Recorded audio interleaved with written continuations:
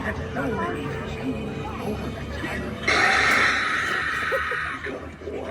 step closer, then I'll take your soul.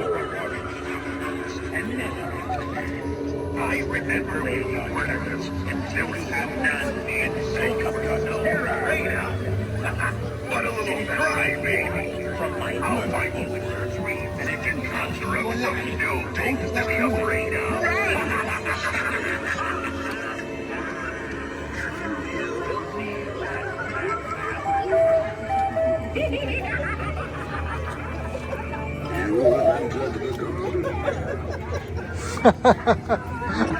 Well done.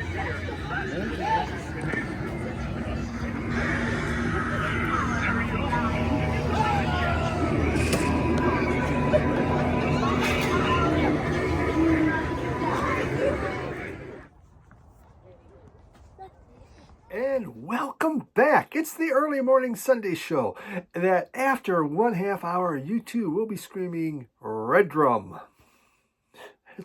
It happens to people. It kind of, sometimes the show makes them go a little batty, but it's all right.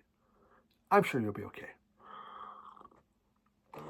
The opening this week, well, we start with the wonderful Northern Lights. Not as good here. If I stayed out there longer, I might have got the red. Still, it's pretty phenomenal. Got out there. My son actually gave me a call and says, "Dad, look at this." He sent me a picture from his back porch. So I have a spot where I get a lot of sunrise, sunset pictures shot out there. And I thought, okay, this will be neat. All kinds of people were out there. I mean, they even took my parking spot. But yeah, it was still pretty exciting. I hope a lot of you were able to see that. Then I gave you a Rocky Mountain High. How about that? We went high on top of a mountain. And that was from maybe almost 2 months ago. I just got a lot of footage. But I love it when you're on top. The mountain top views are incredible. So hope you enjoyed that. I don't think I showed that yet. Oh, who knows? Sometimes when you're on top of a mountain, one mountain looks the same as another when you're on top. It's just one of those things. And finally, my final Halloween footage of another yard. This is just a small yard, but they had it jammed with stuff. Again, live actors in there doing stuff, or not actors, just the family with masks. It was fun. It was it scared my oldest son. He was there. I says, "Hey, son, look." And that guy, my son just jumped. Oh, very nice. Very fun. So now we'll start looking for those Christmas lights here,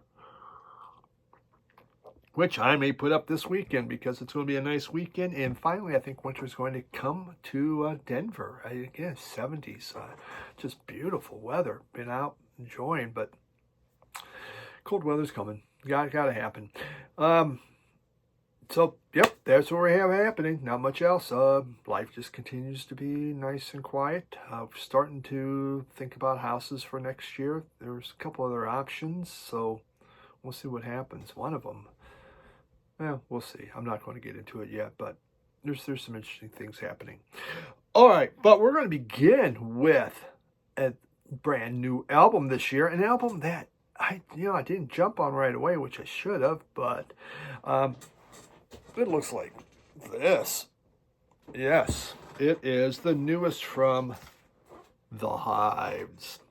Hives out of Sweden. They were formed in '93 and still going strong. In fact, they're touring right now in response to this album. It is the Hives Forever, Forever the Hives. The Hives Forever, Forever the Hives. That's actually one of the songs on there too. The final song. It's okay. Album, really enjoyed this album. This is their 7th studio album. And just the Hives, the name. There's actually a funny story behind that name if you don't know it. Their lead guitarist and rhythm guitarist, Chris Dangerous. This group's pretty much been around together. They've been together for the most part. They haven't had a lot of changes, but he was trying to come up with a name, that was just kind of cool. And he said the Hives. He was looking and found a disease, the Hives, and he thought, yeah, this is great. Later, the band became extremely disappointed when they found out that the Hives was in fact, not lethal, not contagious, and it would not spread throughout the land. They really thought they had a great disease here. It was just, oh my God, it's like, cursed, like a COVID or something. But no. And it brought much disappointment. Inner sleeve, lots of the lyrics to sing along, and the vinyl is kind of a gold type look. On here, of course, you have, they have His Majesty, the Vigilant Carl Strom himself on lead and rhythm guitar. His Majesty, the Johann and only himself on lead and rhythm. His Majesty, Chris Dangerous himself on lead and rhythm drum. Sorry, Chris Dangerous, I said was guitar. He's their lead and rhythm drummer. Okay. His Majesty, Howland Pele Almquist, and Nicholas Arson is the other one, also His Majesty. So funny as hell. These guys are great. Now, so they were just in Denver for a concert, and so you may ask, that must have been a great concert, Steve. Did you enjoy it? I didn't know they were here until my son that night goes, "Hey, Dad, I'm a friend of mine. I'm going to a concert with him. It's the Hives." I go, "You suck, son. You didn't ask me. You didn't tell me about this." I mean, his friend, they'd set this up. If I'd known, I would have went and bought a ticket for the damn thing. Damn it. Oh, well. So, to make up, he got me the concert t-shirt. So, yeah. Okay. It's cool. I'm happy. And he said it was an excellent concert. So the lead singer, Howland Pele, he said, is just phenomenal. The other band just kind of stays back there, but Howland Pele, he's all over the place, and he says it was a very good show. This group was actually formed by Per and Nicholas Almquist, so two brothers, and they put the band together. As I mentioned, they've been together for a very, very long time. So the Hives Forever the Hives came out this year. They call it a greatest hits collection with all new songs. Well, let's just think about that one. A greatest hits collection with all new songs. They said they've just kind of gone back through their past albums, took riffs and things that they really liked that did well, and they made new songs kind of around that sound. That's what they said they did. I'll tell you, it just opens with "Enough is Enough." And "Enough is Enough." I mean, that is just a bombastic fist pumper of a rocker. There's a video out there, and it's just yeah. Super exciting song. Really liked it. Legalized Living was just a cool. It was this furious, just a furious song dealing with dystopian look at modern life, and complete with police sirens, which I never really like songs with police sirens, especially if you're driving and that comes on, because you're looking all over the place going, what, where's it at? You ever have that happen? Generally, I'm kind of nervous because no doubt I'm speeding and or I'm doing something wrong. Not just on driving, but yeah. It always gets me. But this is also, the whole album is filled with raw garage rock energy and very catchy choruses. This is high energy fun. Really have enjoyed. I like the Hives. I'm surprised that I'm almost a completist on the Hives. I actually have quite a few of their albums. So good stuff from them. Been a while since they put out an album. It was good to see.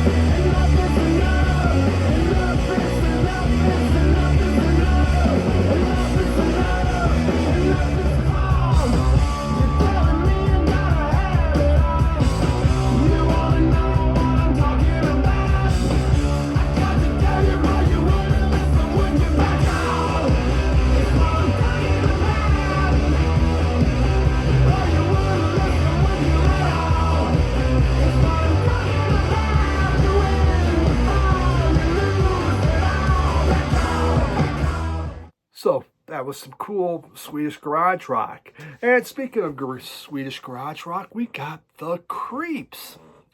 Creeps, and this is Enjoy the Creeps from Sweden. Formed in 82, broke up in 97, and they did 6 LPs. This is part of that wave of 80s garage rock that came out. The album, there's some stuff in here. There we go, off Star Records. And it has, we can get it out.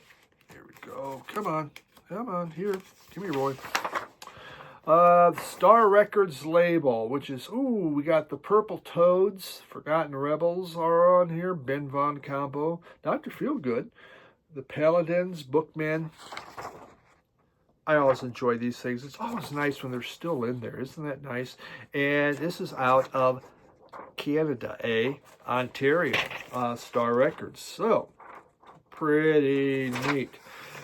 But this group was out of Sweden. This is packed with kind of blues, bluesy torch songs. There's a lot of fuzzed up garage in here, and it can be very intense and very fiery. I learned about the Creeps from my compilation that I have Left of the Dial with 80s music on here. And there's a song on that called At the Nightclub, or Down at the Nightclub, which just incredible, cool Vox organ going on, just absolutely dynamite song.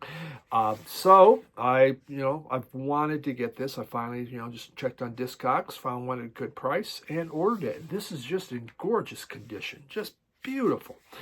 It starts off with that song, which I'll play you a sample of. Robert Jelink, I believe, he just has these very powerful vocals, and he just belts it out. It sounds just very good. After this album came out, it did quite well, and they got signed to a major label. And once they got signed to a major label, they switched the directions of their music, and they went more into that funk metal that was happening with the Red Hot Chili Peppers. So the Creeps just totally went away from the whole garage rock sound. Well, this is the one that has the song that really did well, Down at the Nightclub. There's also, like what is it on here? Hi, Pretty Girl. It just rocks with the 60s type swagger on it. This is just great 80s garage rock.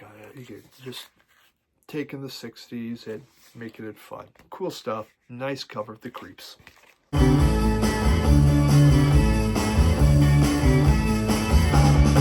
We're going down to the nightclub, baby, where the fashion lights are all so gay. And the music's so loud, I tell you, we're the in crowd, we're the grooviest hang around. I got a fire right up in my head. The room is turning in a blue, green, and red. And the light show blows my mind out of my head, the sound. Down at the nightclub.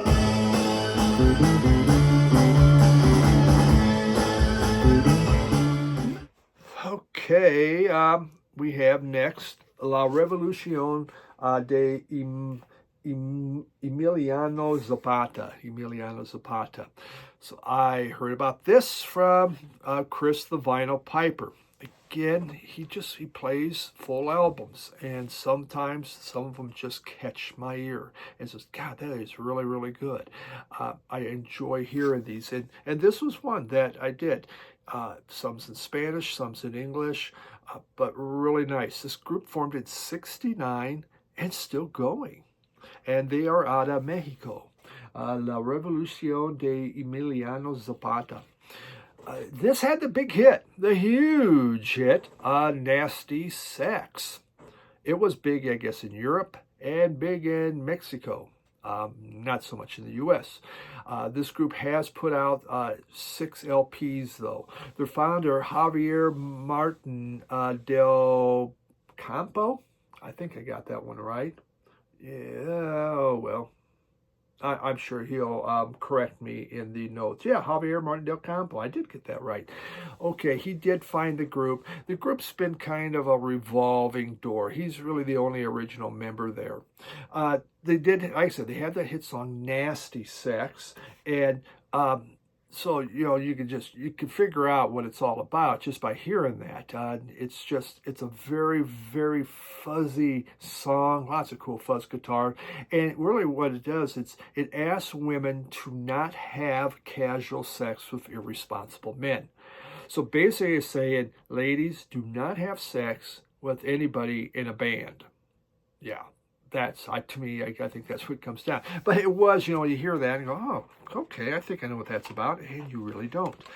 Inside, we have, and this is the nice reissue that come out. We got a little poster, and then we have pictures.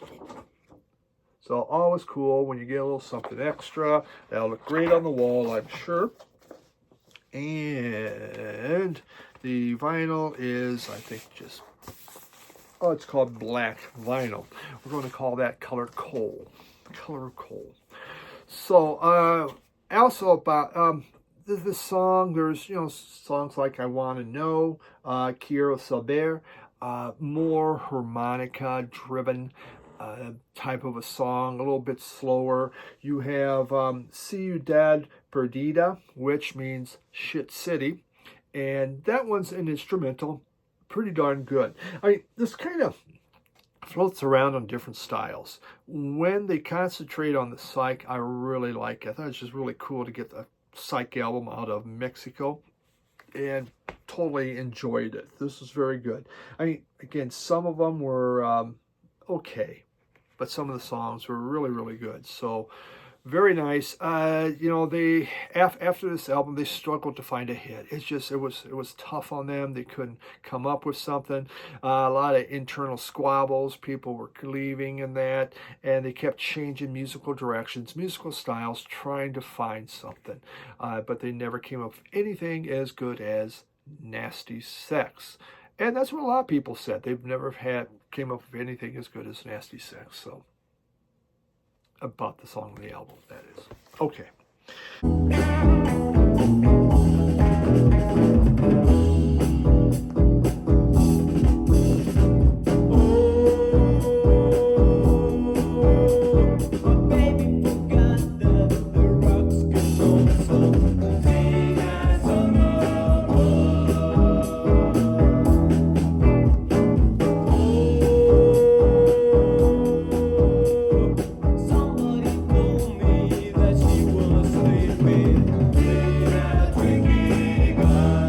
Album, Radio Wasteland. I happened to get this, and so I ordered this from my buddy Jim.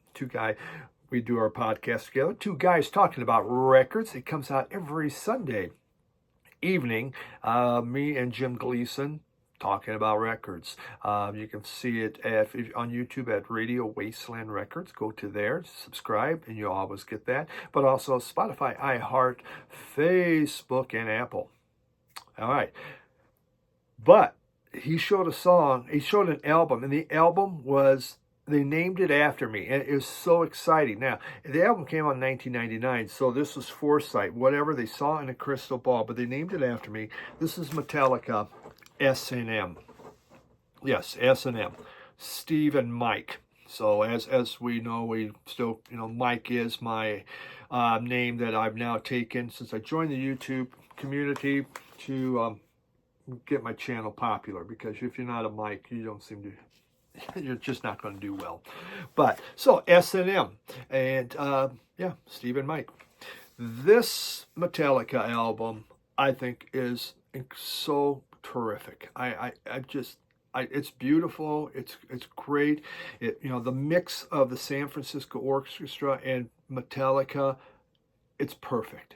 They came out with another one later on where they did it again, and actually I bought that one because I had this in CD, and it wasn't as good. This blew my socks off when I bought this CD. I was not a Metallica fan at the time, and I can't say I'm a raving Metallica fan still, but It was amazing. It has some pictures from it. Heavy metal and classical orchestration, classical music does go together. You hear it all the time. It happens. This is a 3-album set, by the way. Oh, we got some more pictures, and so you do see a number of albums where they go together. And a lot of classical music, I mean, has that bombastic sound. Well, this was just a perfect marriage to me, and I couldn't be happier. I mean, it just begins with, it opens with the Ecstasy of Gold from Ennio Morricone. You had me sold right with that. But it's just that mix of metal and symphony. And it's the anthems, their anthems become larger than life on here. Just powerful, dramatic. It's exciting. It just would have been great to be able to hear this. I mean, the symphony really brings out the emotion and the tension of the music that is happening. There are times, I will say, the orchestra can kind of almost crowd out what's the song or what's to be happening. They may be too much orchestration, but that is more on. It doesn't happen that often. Generally, what you get is just an incredible sounding album that is just beautiful. It is, and they took all those early heavy hits and just. God, they put it together well. I really like this. Metallica S&M for Steve and Mike. Wonderful stuff.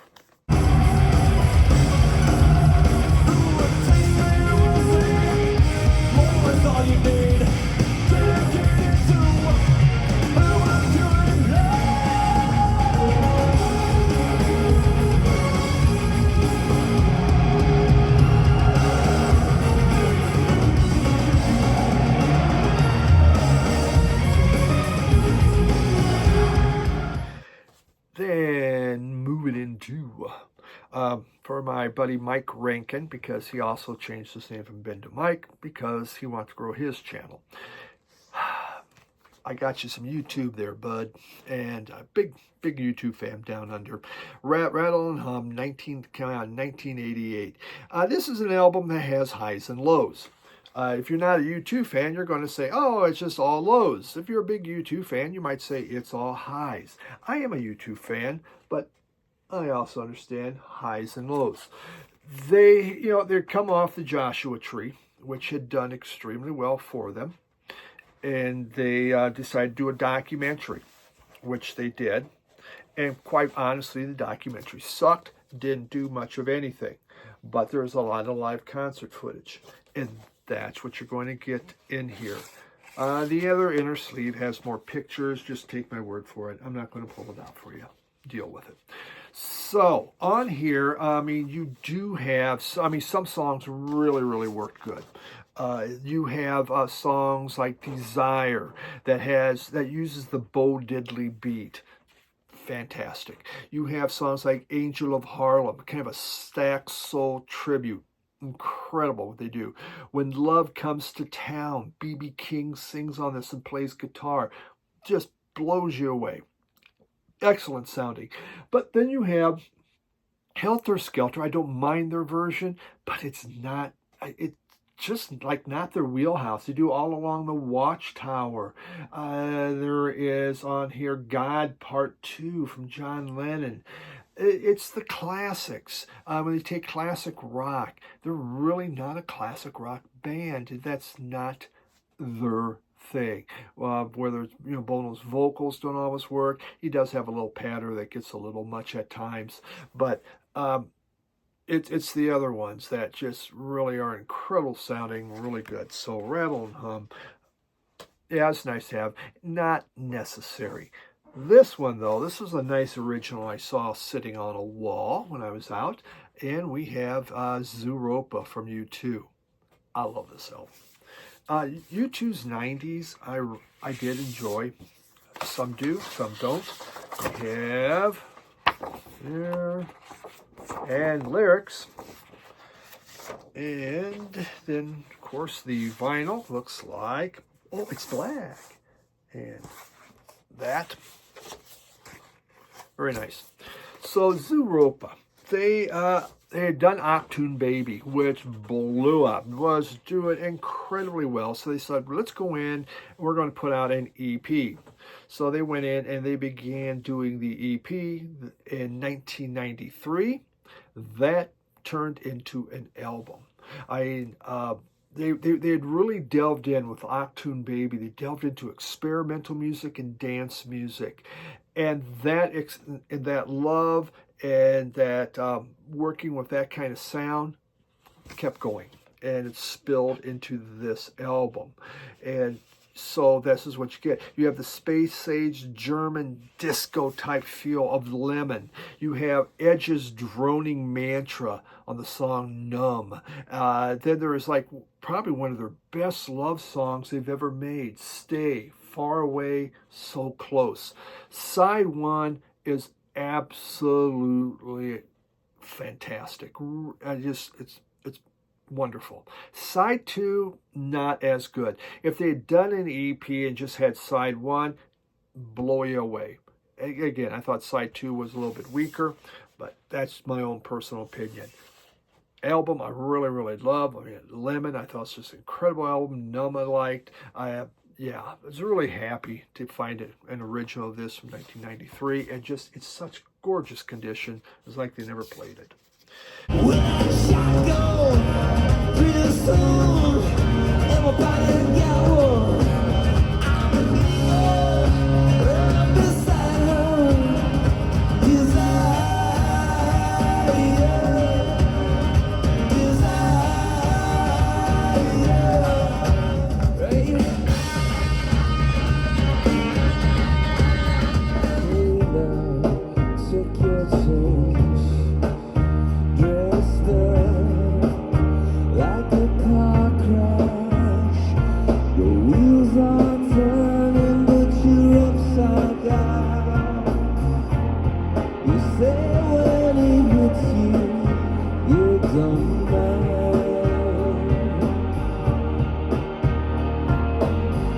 And that's what we got for this week. I hope that maybe it's not going to make you want to do Murder or Red Drum, that you handled that okay. But yeah, some great stuff coming on.